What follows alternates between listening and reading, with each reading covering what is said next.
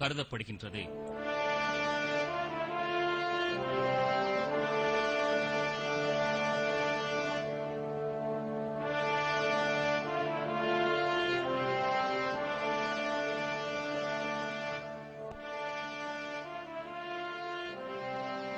ஜனநாயக குணாம்சங்கள் தான் புரட்சியை வழிநடத்த முடியும் என்ற சித்தாந்த தெளிவு மருது பாண்டியர்களிடம் இருந்தது. அதனால்தான் சிவகங்கை அரசனாக தான் இருந்தும் தன்னை பேரரசர்களின் ஊழியன் என்று புரட்சிக்காரனின் மனோபாவத்தோடு அடையாளப்படுத்திக் கொண்டார்.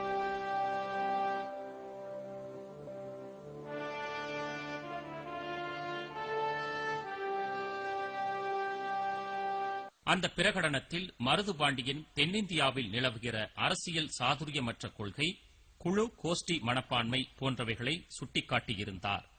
தற்கொலைக்கு சமமான இந்த விழிப்புணர்வற்ற அரசியல் நிலை நீடித்தால் இந்தியா முழுவதும் ஐரோப்பியர் ஆதிக்கத்தின் கீழ் வந்துவிடும் என எச்சரிக்கையும் செய்தார். இந்த புரட்சி பிரகடனத்தை ஆய்வு செய்ததில் தென்னிந்தியாவுக்கு வால்டேர், ரூசோ போன்ற அரசியல் புரட்சியாளர்கள் இல்லாத குறையை மருது பாண்டியன் தீர்த்து வைத்தார் என அறிய முடிகின்றது. இந்திய தேசிய காங்கிரஸ் பேரியக்கம் முன்னின்று நடத்திய விடுதலை போராட்டத்துக்கு மருது பாண்டியர்களால் நடத்தப்பட்ட மக்கள் புரட்சியே முன்மாதிரியாக அமைந்தது. இதற்கு மருது பாண்டியரால் வெளியிடப்பட்ட திருச்சிராப்பள்ளி புரட்சி அறிக்கையே வரலாற்று சாட்சியமாகும்.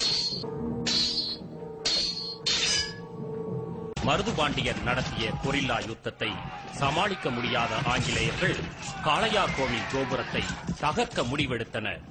இந்த செய்தி அறிந்த மருது பாண்டியர்கள் காளீஸ்வரர் கோவில் கோபுரத்தை காக்க வேண்டி தன் படையினரோடு கோட்டையை விட்டு வெளியேறினார்கள். இதனால் காளையார் கோவில் கோபுரம் ஆங்கிலேயர்களின் தாக்குதலில் இருந்து தப்பியது. கோபுரத்தை காத்த இந்த செயலினால் இன்றும் புகழில் கோபுரமாய் மருது அரசர்கள் உயர்ந்து நிற்கின்றார்கள்.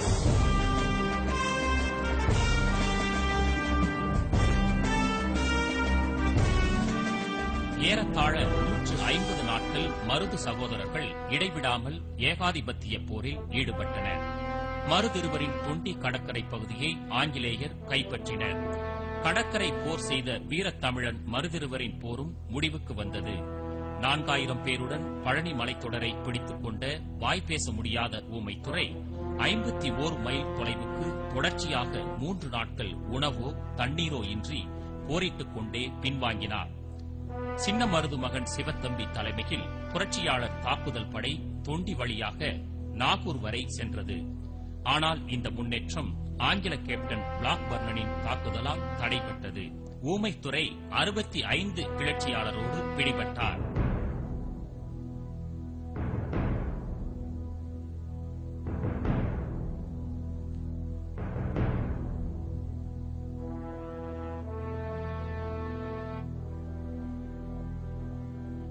ஏகாதிபத்திய போரை முடிவுக்கு கொண்டுவரும் நோக்கில் மருது பாண்டியர்களை உயிருடனோ பிணமாகவோ கொண்டு வருபவர்களுக்கு 1500 கூலி சக்கரம் இனாம் என அறிவித்தனர். மேலும் மருதியவர்களின் மகன்களான சிவஞானம், துரைசாமி, முத்துச்சாமி, கருத்தம்பி, உடையனன், சிவத்த தம்பி போன்றவர்களைப் பற்றி தகவல் தருபவர்களுக்கு 1000 கூலி சக்கரம் இனாம் எனவும் அறிவிக்கப்பட்டது. அன்றைய காலத்தில் ஒரு கூலி சக்கரம் என்பது 3 ரூபாய்க்கு சமமாகும். மருதிருவர் துரோகிகளால் காட்டிக் கொடுக்கப்பட்டார். மருதிருவரின் மகன்களான சிவஞானம் கமுதியிலும் உடையனன் திருச்சொழியிலும் கொல்லப்பட்டனர். மருதிருவர் உட்பட 500க்கும் மேற்பட்டவர்கள் திருப்பத்தூரில் ஒரே நாளில் தூக்கிலிடப்பட்டனர்.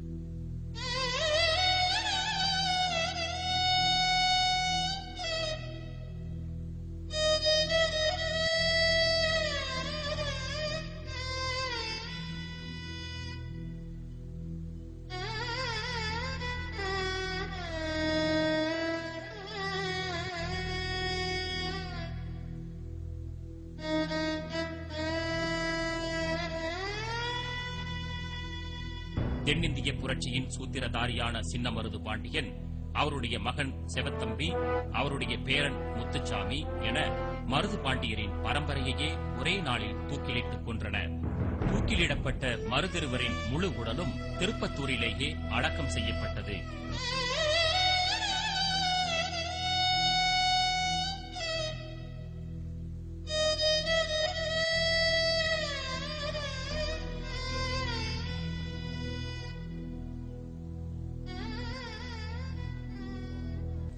தென்னிந்திய கிளர்ச்சியில் பங்கு கொண்ட 73 புரட்சியாளர்களை பிரின்ஸ் ஆஃப் வேல்ஸ் தீவுக்கு நாடு கடத்தினர்.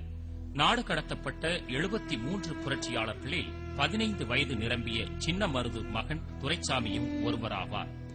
76 நாட்கள் நெடிய கொடிய பயணம் செய்த தேசிய புரட்சியாளர்கள் தீவுக்கு சென்ற 5 மாதத்திற்கு உள்ளேயே 21 பேர் இறந்து போயினர். விடுதலைப் போரை தலைமையேற்று நடத்தியதற்காக தமிழர்கள் அனுபவித்த தண்டனை மிக கொடுமையானதாகும். ஒரு நாட்டின் வரலாறு இலட்சிய வீரர்களை நெஞ்சில் ஏந்தி உயர்ந்த எண்ணங்களாலேயே உருவாக்கப்படுகின்றது. ஆனால் அரசியல் நீதிக்கும் சமூக நீதிக்குமான இலட்சிய போராட்டத்திற்காக நாடு கடத்தப்பட்ட செந்தமிழ்நாட்டு தேசபக்தர்களான அந்த 73 புரட்சியாளர்களையும் இந்திய நாடு மறந்து போனது.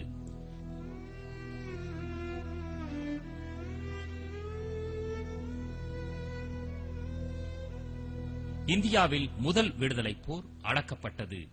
தென்னிந்தியாவை விடுதலை அடையச் செய்ததற்கும் வட இந்தியா அடிமைப்படாமல் தடுப்பதற்கும் போரிட்டு இன்னுயிர் தந்த தேசிய புரட்சியாளர்களான மருது பாண்டியர்களின் தியாக வரலாற்றை கௌரவப்படுத்தி சுதந்திரம் பெற்ற 57 ஆண்டுகள் கழித்து இந்திய அரசு அஞ்சல் தலை வெளியிட்டது.